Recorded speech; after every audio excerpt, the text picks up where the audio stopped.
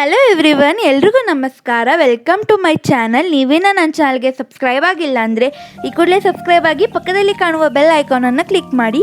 ಇವತ್ತು ನಾನು ನಿಮಗೆಲ್ಲ ಫಿಶ್ ತವಾ ಫ್ರೈ ಹೇಗೆ ಮಾಡೋದು ಅಂತ ತಿಳಿಸ್ಕೊಡ್ತೀನಿ.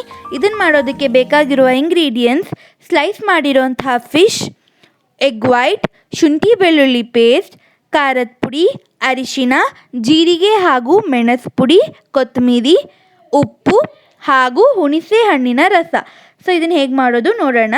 ಮೊದಲಿಗೆ ಇಲ್ಲಿ ಉಪ್ಪು, ಖಾರದ ಪುಡಿ, ಅರಿಶಿನ, ಶುಂಠಿ ಬೆಳ್ಳುಳ್ಳಿ ಪೇಸ್ಟ್ ಹಾಗೂ ಜೀರಿಗೆ ಮೆಣಸು ಪುಡಿನ ಹಾಕ್ಕೊಂಡು ಚೆನ್ನಾಗಿ ಮಿಕ್ಸ್ ಮಾಡ್ಕೊಳ್ಬೇಕಾಗತ್ತೆ. ಸೊ ಇವಾಗ ನಾವು ಇದಕ್ಕೆ ಸ್ವಲ್ಪ ಹುಣಸೆ ಹಣ್ಣಿನ ರಸವನ್ನು ಹಾಕ್ಕೊಂಡು ಪೇಸ್ಟ್ ರೀತಿಯಲ್ಲಿ ಕಲಿಸ್ಕೊಳ್ಬೇಕಾಗತ್ತೆ. ಸೊ ಸ್ವಲ್ಪ ಹುಣಸೆ ಹಣ್ಣಿನ ರಸ ಹಾಕಿದ ನಂತರ ನಾವು ಇದಕ್ಕೆ ಎಗ್ ವೈಟನ್ನು ಹಾಕಬೇಕಾಗತ್ತೆ.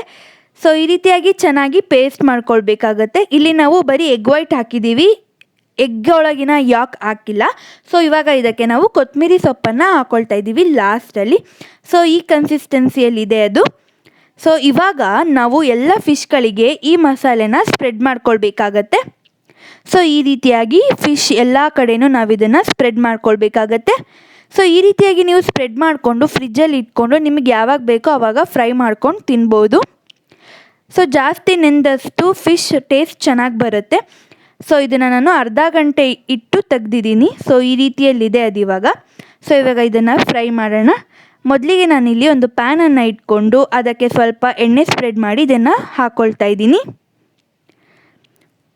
ಸೊ ಇದನ್ನು ಹಾಕಿದ ನಂತರ ನಾವಿದಕ್ಕೆ ಅದರ ಮೇಲೆ ಹಾಗೂ ಅದರ ಅಕ್ಕಪಕ್ಕ ಎಣ್ಣೆನ ಹಾಕ್ಕೊಳ್ಬೇಕಾಗತ್ತೆ.